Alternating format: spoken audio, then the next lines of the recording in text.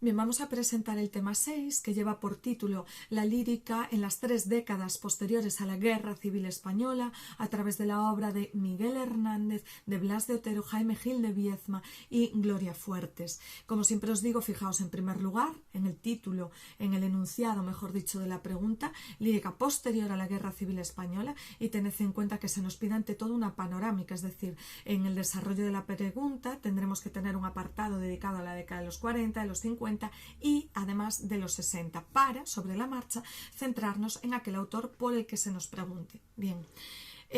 A nivel de introducción general hay que tener en cuenta que la Guerra Civil Española, que como sabéis tuvo lugar entre el año 36 y el año 39, tuvo como consecuencia un panorama literario desolador en España.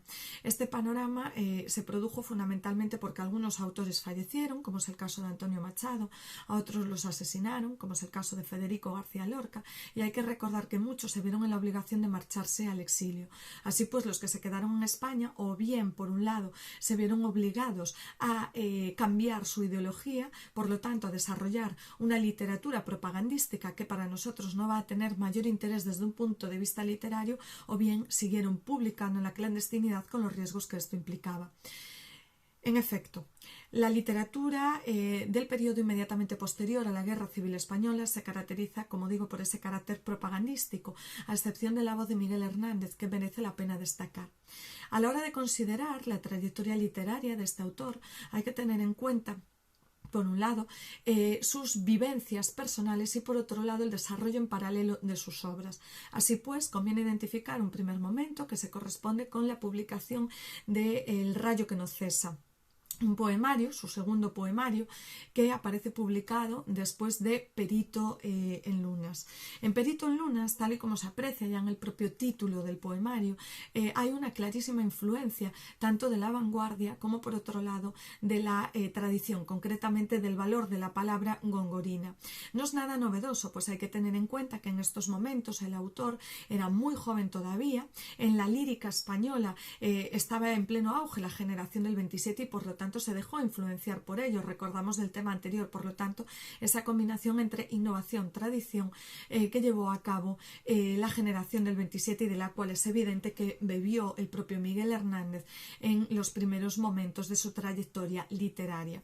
Sin embargo, siendo muy joven se trasladó a Madrid, entró en contacto con grandes intelectuales relacionados con la generación del 27 como Rafael Alberti o Vicente Aleixandre, incluso mantuvo una relación de amistad muy cercana con Pablo Neruda y todo esto vinculado a ese momento de crisis personal que atraviesa después de un desamor, de una separación sentimental, pues va a dar lugar a este gran poemario que es El rayo que no cesa. En El rayo que no cesa cabe destacar el tema principal, que es una pasión amorosa arrebatada, pero una pasión amorosa insatisfecha, de la cual nace el sentimiento de frustración, y esa pasión también conviene mencionar que se identifica con la figura del toro. ¿Por qué es importante? Bueno, porque el toro, igual que el caballo, tienen como valor inherente pues la pasión arrebatada. En otras ocasiones se identificará esa pasión con un rayo que no cesa, que es permanente, que lo acecha constantemente. La novedad es, por lo tanto, principalmente temática, porque a nivel formal aparecerá el uso del soneto. Un soneto que, como sabemos, procede de la tradición clásica, concretamente es una estrofa italiana que había sido adaptada a la literatura castellana a través de la labor de Garcilaso de la Vega en el Renacimiento, que sabemos que había recuperado Rubén Darío en el modernismo con una novedad, y es que los sonetos de Rubén Darío eran alejandrinos, recordadlo, lo estudiamos en el primer tema, y ahora mismo Miguel Hernández, pues probablemente también por la influencia de los autores de la generación del 27, recuperará el soneto en esta obra. Sin embargo, pronto va a aparecer publicado, solamente un año más tarde, un segundo poemario novedoso, tercero de su trayectoria, que es Viento del Pueblo. En su propio título se percibe ya la influencia de otro autor de la generación del 27, concretamente de Rafael Alberti, de un poemario que estudiamos en el tema anterior, que no sé si recordáis, Poeta en la calle. Precisamente en Poeta en la calle, Rafael Alberti se identificaba como poeta y por lo tanto como el elegido, aquella persona que tiene, por decirlo de algún modo, una especie de don para constituirse como un portavoz de toda la sociedad, para denunciar las injusticias y para conseguir ese cambio social que es tan necesario y más en estos momentos de posguerra. En efecto, la crítica identifica Viento del Pueblo como una obra de poesía militante y que tiene un tema principal. Ese tema no es otro que el dolor que sufren los desheredados, identificados estos con aquellos que tuvieron que abandonar España para marcharse al exilio.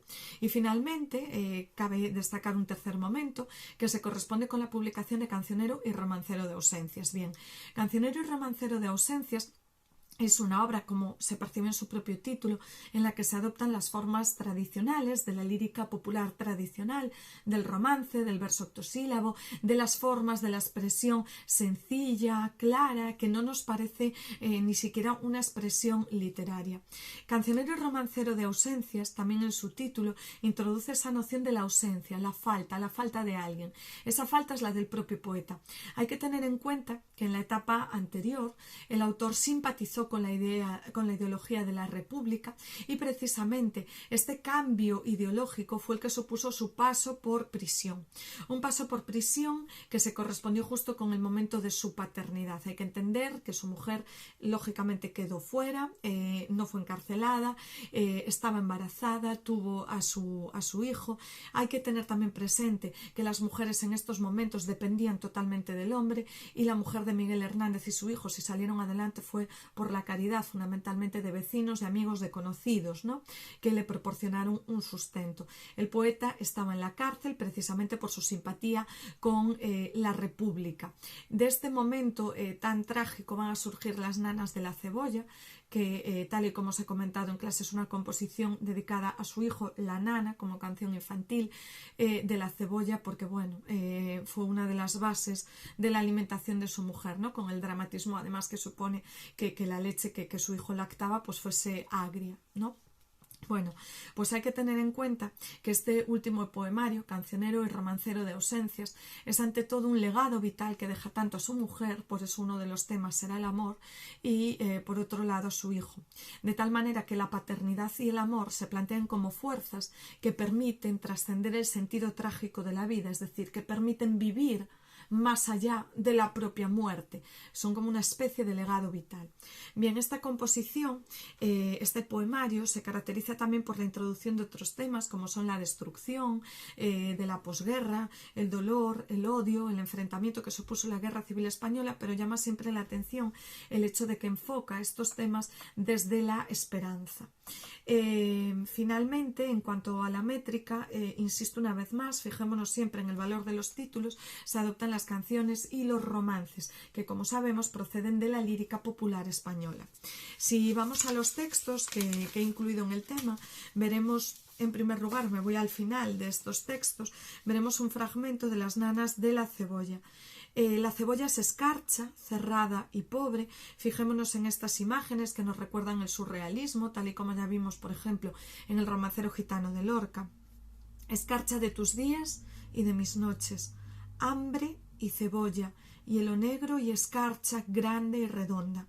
En la cuna del hambre mi niño estaba, con sangre de cebolla se amamantaba, pero tu sangre escarchaba de azúcar, cebolla y hambre. Una mujer morena resuelta en luna se derrama hilo a hilo sobre la cuna. Ríete, niño, que te tragas la luna cuando es preciso. Alondra de mi casa, ríete mucho. Es tu risa en los ojos la luz del mundo. Ríete tanto que en el alma, al oírte, bata el espacio. Se aprecia cómo en esta composición destaca por un lado el tema velado con carácter secundario de la denuncia social, del hambre que pasaba su mujer y su hijo justo en este momento de posguerra cuando él estaba en prisión, y por otro lado también hay que destacar sobre todo esa alabanza, glorificación incluso del hijo, como el hijo es el chorro de luz que está presente en la casa, es la esperanza a la que se aludía en este último poemario de Cancionero y Romancero de Ausencias. El estilo es marcadamente sencillo, sencillo, casi coloquial. Hay que fijarse, por ejemplo, en las antítesis, tus días y mis noches. Hay que fijarse en las construcciones bimembres, hambre y cebolla, incluso unidos, el hambre satisfecha con la cebolla, hielo negro y escarcha, qué connotaciones se pueden atribuir al negro, también el valor del cromatismo, la escarcha con connotaciones negativas, con el frío, con el dolor, incluso próximo a la muerte, grande y redonda, otra construcción bimembre. Cabe destacar también el estilo nominal, es una poesía muy sencilla, denunciados nominales, no hay verbos. En la cuna del hambre mi niño estaba, unión de antítesis, nuevamente la cuna y el hambre. Mi niño estaba, con sangre de cebolla se amamantaba, sangre de cebolla, doblemente amargo, la sangre y también la propia cebolla, el amamantarse como un acto dulce, ¿no? Propio del niño, propio del bebé. Pero tu sangre escarchaba de azúcar, cebolla y hambre. Al fin y al cabo hay que entender este escarchaba de azúcar como una escarcha que se vuelve positiva, y es que prevalece ante todo el azúcar vinculado al amor, el amor que todo lo puede, incluso el hambre que padecen los hijos, en este caso su propio hijo. Una mujer morena resuelta en luna. Nos llama también la atención el hecho de cómo utiliza de manera recurrente la imagen de la luna, que tan presente estaba en el romancero gitano de Lorca, ¿no? La luna como lo ideal, el mundo de los sueños, de lo fantástico, pero recordemos también que tiene connotaciones negativas si nos ceñimos a la lírica de la generación del 27. Se derramaba hilo a hilo sobre la cuna. Fijémonos también en la imagen surrealista, derramarse hilo a hilo, como un hilo que nunca termina, sobre la cuna identificada con el lugar del niño. Puede ser también una manera perifrástica de aludir a él. Ríete, niño, destaca el verbo en imperativo, ríete, a pesar de todo, ríete, porque tienes lo más importante, que es el amor, que te tragas la luna cuando es preciso, es decir, que bebes la luna, imagen morena, imagen de la mujer, te la bebes a ella, también en sentido literal, porque el niño se alimenta de la leche de la madre. Alondra de mi casa, ríete mucho. Identificación del niño, por lo tanto, con un pajarillo. El pajarillo simboliza la vida, pese a todo, pese a la destrucción y pese a la muerte circundante. Es tu risa en los ojos, la luz del mundo. Esta hipérbole es quizá la que mejor se puede asociar con ese sentimiento de esperanza a la cual alude el autor y que se desprende de todo ese cancionero y romancero de ausencias, de su último volumen. Ríete tanto, fijémonos en el paralelismo, ríete, ríete, ríete, hasta en 3 veces, en 3 ocasiones se percibe este paralelismo que, como sabemos, es propio de la lírica popular, tradicional, concretamente de los romances, puesto que facilitaba la memorización para su transmisión, que hay que recordar también que era oral. Por lo tanto, el autor imita en ese sentido el estilo sencillo propio de la lírica popular y tradicional. Ríete tanto que en el alma, al oírte, bata el espacio. Es como el último consuelo que le queda, por lo tanto, al autor, hasta reventar todo ese espacio. Tu risa reventará todo el dolor. Bien, esta es una de las composiciones que he seleccionado para poder abordar precisamente la figura de Miguel Hernández. Si nos vamos a los primeros textos, nos encontraremos también con un soneto, tal y como se aprecia ya simplemente a simple vista, vamos, en no cesará este rayo que me habita. Ya desde el primer verso, por lo tanto, intuimos que pertenece al rayo que no cesa, esa primera obra que mencionamos. No cesará este rayo que me habita el corazón de exasperadas fieras y de fraguas coléricas y herreras donde el metal más fresco se marchita. No cesará esta terca estalactita de cultivar sus duras cabelleras como espadas rígidas y rígidas hogueras hacia mi corazón que muge y grita. Este rayo ni cesa ni se agota. De mí mismo tomo su procedencia y ejercita en mí mismo sus furores.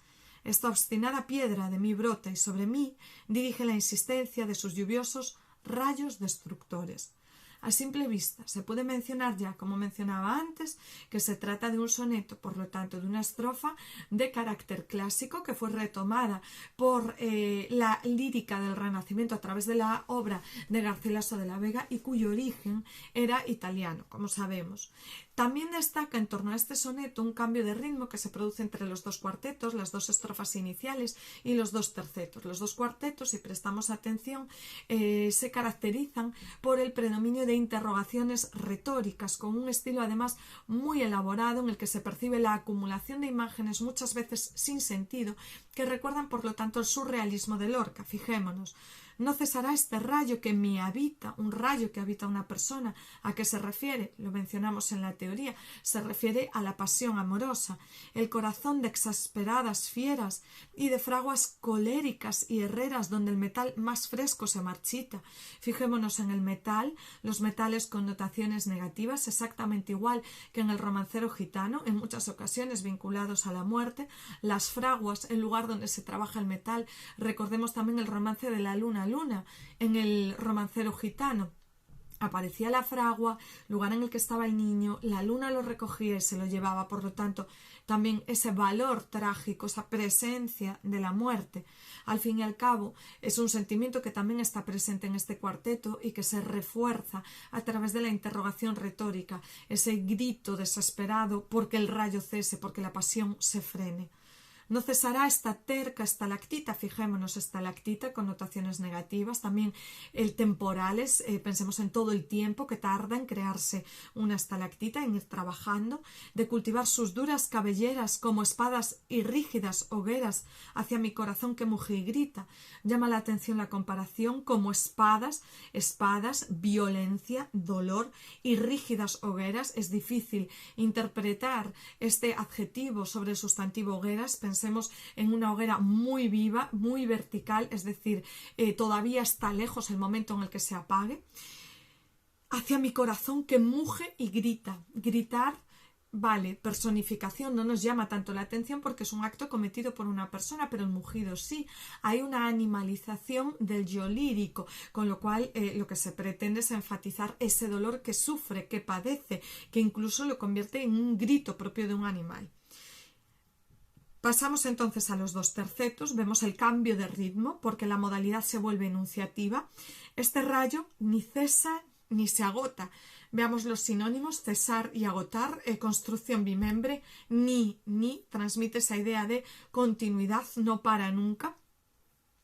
De mí mismo tomo su procedencia y ejercita en mí mismo sus furores, es decir, esta pasión, este rayo, tiene mi origen en mí, y en mí mismo continúa y no para, y no soy capaz de hacerle parar, no soy capaz de agotarlo.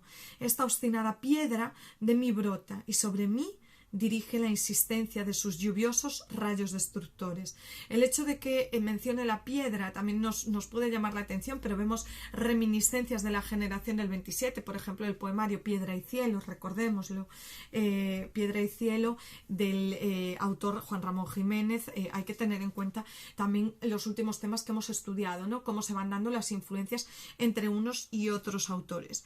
Y fijémonos también, obstinada piedra, hay una personificación de mí brota, todos sabemos que la piedra no brota, surge directamente, es una metáfora, y sobre mí dirige la insistencia de sus lluviosos rayos destructores. Llama la atención el hecho de que los rayos sean destructores, asimilados los rayos con la pasión, una pasión que no permite vivir. ¿Por qué? Porque entronca con ese deseo insatisfecho que mencionábamos antes. Y pasamos a la última composición, que es la que está justo al lado. Tristes guerras, si no es amor la empresa. Tristes, tristes, tristes armas, si no son las palabras. Tristes, tristes, tristes hombres, si no mueren de amores. Tristes, tristes. Aquí se percibe la influencia de la poesía tradicional por la repetición prácticamente de esa especie de estribillo, tristes, tristes. Destacan también los paralelismos, tristes guerras, tristes armas, tristes hombres. También conviene mencionar la gradación que se lleva a cabo. Triste es una guerra, si no es amor la empresa. Es decir, las guerras solamente son válidas cuando son guerras de amor o cuando son guerras por amor. En segundo lugar, tristes armas, si no son las palabras. Hay una confianza, hay una esperanza. El arma que mejor funciona es el arma de la palabra. No hay que recurrir, por lo tanto, a la violencia. Vemos cómo se identifica, por lo tanto, con el sentimiento que muchos autores recrearon estos momentos, ¿no? La violencia solo engendra violencia, así que escapa de ella y confía en el poder que tiene la palabra para cambiar el mundo. Y tristes hombres, si no mueren de amores, es decir, la única muerte que interesa es la muerte por amor, y es una muerte que, como todos sabemos, es una muerte metafórica que se produce como signo de respeto, de alabanza, orientada hacia la mujer, hacia, bueno, en este caso hacia la mujer, hacia el ser amado, ¿vale? insisto, conviene ver la gradación, las guerras, las armas y por último los hombres. Y es que los hombres, en último término, son los que padecen las más duras consecuencias de esas guerras. Insisto, esta es una poesía de denuncia social, abierta a la esperanza, porque solamente se permite la guerra por amor y en la que vemos que emerge el dolor a través de ese estribillo tristes, tristes. Bien, hasta aquí llegamos, por lo tanto, con la poesía de Miguel Hernández. Así pues, cabe pegar un salto, hay que pegar un salto, hay que llegar a la lírica de los años 40. Y en este bloque, fijémonos, es muy importante porque va a formar parte sí o sí de nuestro tema. No estudiamos a un autor en concreto, pero hay que destacar la emergencia de dos grandes corrientes o tendencias literarias. Y es que en los años 40 conviene hacer referencia a un filólogo, crítico, autor, también muy conocido de estos momentos, como es Dámaso Alonso. Dámaso Alonso caracteriza la poesía de estos momentos, la clasifica, mejor dicho, en torno a dos grandes grupos, ¿no? Poesía arraigada y poesía desarraigada. ¿En qué se diferencian? Como ya os comentaba en clase, ¿no? Hay que fijarse en arraigada, cuál es la raíz de la palabra, valga la redundancia, ¿no? La raíz es la palabra raíz. Y hay que entender el sentido metafórico. La poesía arraigada es aquella que sigue muy vinculada a España, que porta un sentimiento patriótico. Es una poesía que tiene una visión idílica de la realidad de España en la inmediata posguerra. En este sentido, por lo tanto, cabe destacar a autores que manifiestan siempre una visión reconciliada con el mundo, una visión idílica, una visión armónica, como son los autores de la generación del 36, en la que destacan algunos como por ejemplo Vivanco, pero tal y como os mencioné en clase nos vamos a quedar fundamentalmente con Leopoldo María Panero. Bien, estos autores se caracterizan porque van a tener como armas para difundir sus ideas dos revistas fundamentalmente, una de ellas es Escorial y la otra es Garcilaso. Estos autores ideológicamente simpatizan con la falange española, por lo tanto, fijémonos en ese vínculo con el sentimiento patriótico que yo comentaba hace apenas unos segundos. Y en cuanto a la literatura que llevan a cabo, hay que destacar también en ellos el predominio de un sentimiento intimista, la búsqueda de la perfección formal, la recuperación de los metros clásicos, como es el caso del soneto, y por otro lado, en cuanto a los temas, aparece siempre la imagen de un Dios protector, del amor sereno, pleno, y también un amor que nos llama la atención porque es un amor doméstico, concebido como el amor hombre, mujer, matrimonio, casa, ¿vale? Por otro lado, con mayor interés desde un punto de vista literario, hay que mencionar la vertiente de la poesía desarraigada. Desarraigados son, por lo tanto, aquellos autores que asumen la realidad de la posguerra tal y como es, presentan una visión pesimista, se recrean en la destrucción de estos momentos y sobre todo en ellos va a destacar el existencialismo, ese sentimiento que ya hemos comentado en más ocasiones, ¿no? Y que se identifica con la crisis vital propia de aquel que es consciente de que nace para morir, que cada día que pasa está más próximo el momento de la muerte, por lo tanto aparecerán sentimientos de dolor, de angustia, de pesimismo. Bien, precisamente a este grupo de la poesía desarraigada pertenece una obra del propio Dámaso Alonso, cuyo título es muy representativo, Hijos de la ira, así designaba el autor a sus versos, ¿no? Pues bien, en estos momentos, o mejor dicho, en esta tendencia, cabe destacar sobre todo la temática de un Dios que es cruel, que es arbitrario, al que se le llama y no responde a las peticiones, por lo tanto, del hombre. Cabe destacar también el sentimiento de disconformidad con la realidad circundante y, por otro lado, sobre todo, hay que hacer hincapié en el hecho de que esa denuncia que se percibe en muchos de estos versos no va a llegar a ser explícita. ¿Por qué? Bueno, pues por la situación que había, lógicamente tendría dramáticas consecuencias. En cuanto a los temas, destacan, ya digo, el vacío existencial, la soledad del hombre, el desarraigo, y en cuanto a la forma, como antítesis a la poesía arraigada, hay que mencionar sobre todo el predominio del verso libre, por otro lado del versículo, ese verso muy extenso que prácticamente nos parece prosa, y un estilo que es muy sencillo, que incluso parece coloquial. Luego, cuando nos ponemos a analizar las composiciones, vemos que proliferan los recursos retóricos, ¿no? Pero en origen sencillo, incluso coloquial. Destacan autores como Blas de Otero, como el cántabro José Hierro, alguna autora que estudiaremos en temas sucesivos, como es el caso, por ejemplo, de Carmen Conde. Y hasta aquí la década de los 40. Tenemos que resumir las dos tendencias, poesía arraigada y poesía desarraigada, porque sabemos que aunque no hay un autor, se nos pide por el título, por el enunciado de la pregunta, que hagamos una panorámica de toda la lírica en las 3 décadas posteriores a la Guerra Civil Española.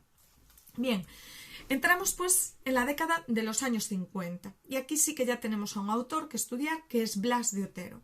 En los años 50 cabe destacar que se pega un cambio en cuanto a la temática, por lo tanto vamos a asistir ya al desarrollo de una poesía que va a ser eminentemente de carácter social. Bien, en esta poesía, o mejor dicho, esta poesía va a suponer el culmen de aquellos que anteriormente en la década de los 40 habían integrado la línea de la poesía desarraigada.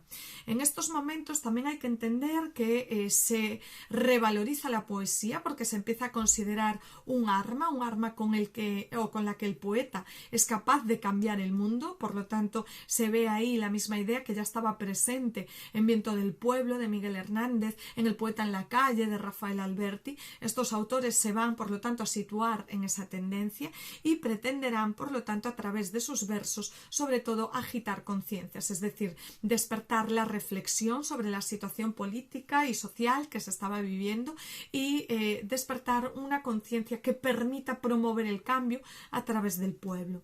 Bien, en este sentido también cabe destacar que es una poesía que está orientada, como dirá el propio Blas de Otero, a la inmensa mayoría, que es a quienes se dirigen sus versos, es decir, el receptor de esta poesía no va a ser una élite de carácter intelectual. Por lo que respecta a la forma, conviene tener presente que para que el mensaje sea captado por esa amplia mayoría tendrá que ser claro, muy sencillo en apariencia, incluso prosaico, incluso próximo al himno. A través de repeticiones se busca recalcar, remarcar un mensaje, sobre todo para que vaya calando en la conciencia social. Hay que entender, o mejor dicho, hay que tener en cuenta también que estos autores pueden llevar a cabo la difusión de su obra gracias a que en los años 50, como ya sabemos, se empieza a producir una ligera apertura en la dictadura, de tal manera que estos textos que en años atrás habrían sido prohibidos ahora pueden llegar a publicarse, al mismo tiempo, por lo tanto, que va surgiendo esa conciencia social entre la sociedad, valga la redundancia, entre la sociedad española. Bien, en este ámbito, en este marco de la poesía social, cabe destacar la obra de Blas de Otero. La obra de Blas de Otero, su trayectoria literaria, se puede articular en torno a 3 grandes momentos. El primero de ellos se corresponde con el momento existencial, esa destrucción, dolor, angustia, pesimismo, que ya vimos identificada en la tendencia desarraigada, por lo tanto, en la poesía de la inmediata posguerra. No es un sentimiento, ya digo, de extrañar en absoluto. En esta poesía de carácter existencial van a destacar fundamentalmente 2 obras que llevan por título Ángel fieramente humano, una de sus composiciones más reconocidas, y Redoble de conciencia. En estos poemarios aparece un yo lírico que implora a Dios, pero es un Dios ausente, es un Dios que no responde a esas imprecaciones que se le dirigen. Por lo tanto, lo que hace es aumentar la angustia y el dolor en el yo lírico. Además, conviene destacar también el sentimiento contradictorio que se produce en el ser humano, un ser humano que ansía lo eterno, pero que no lo consigue porque precisamente la muerte supone la traba a esa eternidad. Precisamente del choque de ambas fuerzas también surgirá en muchas ocasiones el sentimiento de soledad. Cabe destacar en esta poesía de Ángel fieramente humano, de Redoble de conciencia, que el amor aparece como una especie de salvavidas, es decir, se confía en él, es la única esperanza que queda para poder salvarse. Sin embargo, el ser humano está siempre condenado al fracaso.